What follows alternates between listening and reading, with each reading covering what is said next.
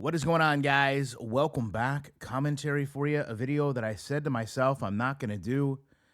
I actually called a friend of mine and said, "You're not going to believe this. Probably not going to speak on it." And then I sat down and I said, "No.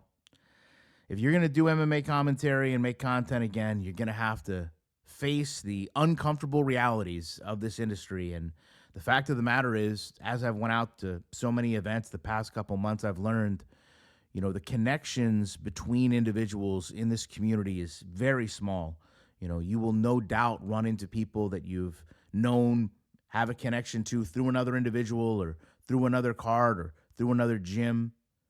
So for those that don't know, I was very close with Anthony Smith for a long portion of his career, essentially from before he came back to the UFC, fought Augusto Leleco in Pittsburgh, all the way up through his title run against John Jones. Not only did me and Anthony spend a lot of time together, there were situations where I cornered Anthony. I designed Anthony's walkout shirt for the fight against John Jones. I had a podcast with Anthony. Anthony opened a lot of doors for me, including the podcast I did with Jimmy Smith. But none of that excuses away what we're going to talk about today. It's just helping paint a picture that I probably know Anthony better than most people that are going to make this commentary. And I think that's what makes this very disappointing. It's because I've been there, I've sat beside his wife, his children, and I've seen the family side of things. And I understand how dark these places can be when you're with someone whose essentially career depends on a win or a loss inside a cage.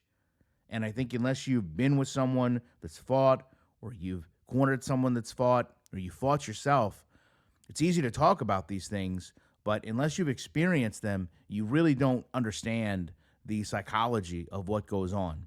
And that brings us to where we are today, where there is obviously a very, very serious legal situation.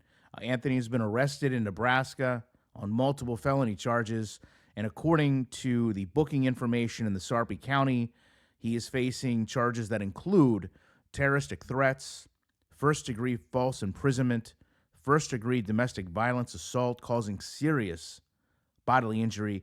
And while I will, of course, say these are serious allegations, they do remain allegations. It is also obviously something where people are going to conclude that these aren't simply things that are charged haphazardly. These are charges that are done with merit, with cause. And of course, anyone will be able to say that they are innocent until proven guilty.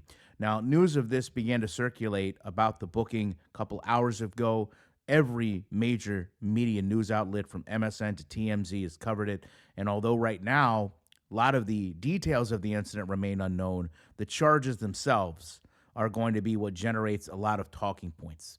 And of course, we also have to understand that in the day and age we are in now, there will no doubt be some type of body cam released or requested. So we will probably know very quickly within the next 48, 72 hours exactly what has occurred. Now, there has been no public statement. The court proceedings are ultimately going to determine what happened, whether these allegations can be proven. But until then, of course, everyone is going to sit here and openly discuss what's taken place. I did have an opportunity to go back and review Nebraska law. If you're not familiar, in the states here, every state has a different classification for what a terroristic threat is. In some states, it's very, very loose. In other states, it's very, very strict. Nebraska, in my personal opinion, happens to be one that is very, very strict. So generally speaking, under their laws, all you have to do is have allegations that you were going to threaten violence, that you were going to intend to terrorize someone. I did watch someone do a video that talked about how this, was labeling him almost like a terrorist. That is not what this is at all. It's terrorist in the broader sense of you were personally making someone in fear. So the first degree false imprisonment essentially means that you restrain someone under circumstances of physically imposing or threatening them so that they could not leave or have free will. I would say those charges are obviously very serious, and they carry in Nebraska, I believe, 3 years imprisonment. But of course, the more serious is the first degree domestic assault, causing serious bodily injury, because that is, by the law, intentionally causing a significant injury to a partner.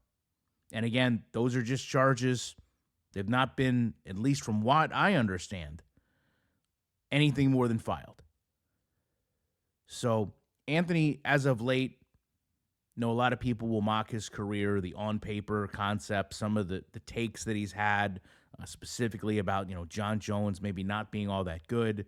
Obviously, the fallout with the Michael Bisping podcast, going out, trying to start his own podcast, and things generally not just going the way you would want them to go if you were in this thriving, successful space. I know a lot of people look at Anthony and say, well, probably didn't even deserve those opportunities he had at ESPN. I don't really think any of that needs to be brought up now. Maybe all of that contributed mentally to where he is, but at the end of the day, John Jones beat Anthony Smith.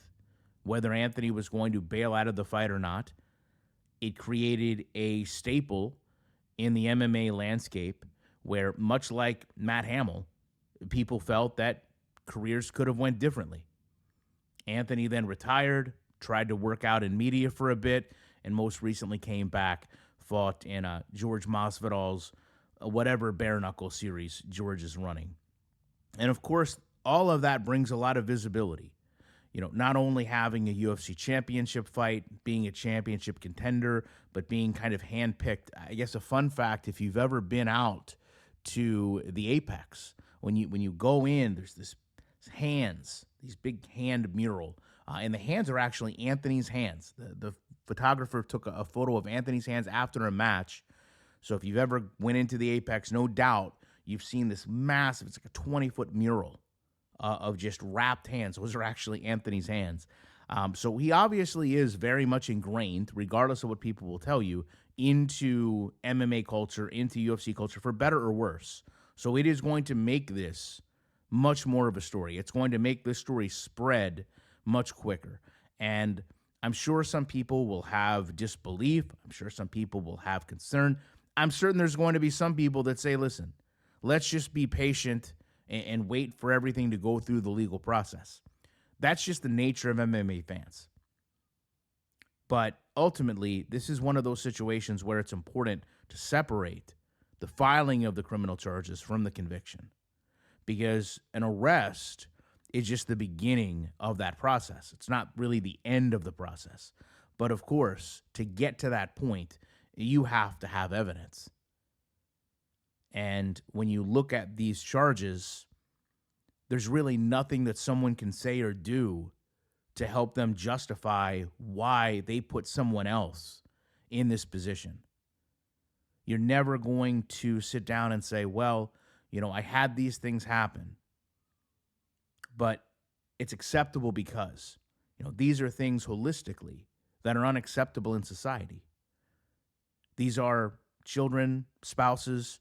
In many ways, they are protected just by general principle in our society. And social media, regardless of whatever court outcome there may be, is always going to determine how they feel about it. And there is no gray area for these things. This is something that will, rightfully so, mar someone's entire career. And Anthony now is at the doorstep of that. I think we also have to know, as more information comes out, police reports, court documents, statements, while we'll get a clearer picture of what happened, we'll probably get what is ultimately a darker picture of what happened. As the unanswered questions we have right now begin to get answered, people will probably feel more and more emotionally connected to this story. Right now, we can sit here and say that Anthony Smith faces multiple felony charges. The MMA community is going to watch this. But the other side of it is, I believe there's also 26 years in jail if all of these do in fact come to their full conviction, which is, for Anthony, I would say probably the rest of his relevant life. The day after his 38th birthday, for his family to go through these things is unspeakable. There are no words that someone can say to me to justify these things. As someone who, as I said, knows Anthony very well, I can tell you firsthand, Anthony knew better. Anthony knows better. And the fact that I have to sit here and others will have to sit here and make a video about this is not something that anyone should take pride in. I know a lot of people like to kick people when they're down. This isn't a situation, I think, where you kick people when they're down. I think this is a situation where you have to talk. It's really, going back to the beginning, you have to talk about these things. You have to talk about these things because there is no excuse. I know people will say, oh, well, it's a violent sport. Oh, all of these things that can happen. We see the byproduct. The reality is, from the moment you are old enough as a man to know better, instinctively, you know better. You should be there as a provider to care for your family, not put them in a situation where they have an immense fear of the person that should be caring for them.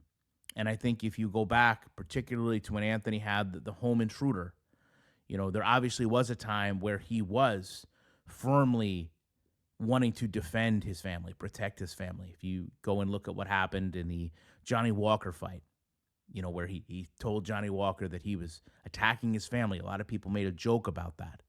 And I think in the moment now you reflect on that and you say, okay, well, there's someone in the heat of the moment was able to distinguish right from wrong. And then now we look at what he's charged with, and it's completely on the other side of that. It could not get more opposite than that. And I know that he's put himself in the position again to be these memes, if you will. But again, these are serious situations that I don't believe should be joked about. There is no meme with this. This is a woman and children that could very well likely have a lifetime of trauma based on a situation like this. And to sit there and try to even make light of it, they would technically be the true victims in all of this. Love to know your guys' thoughts on it. Appreciate you watching it. I will be back as soon as I can with more commentary.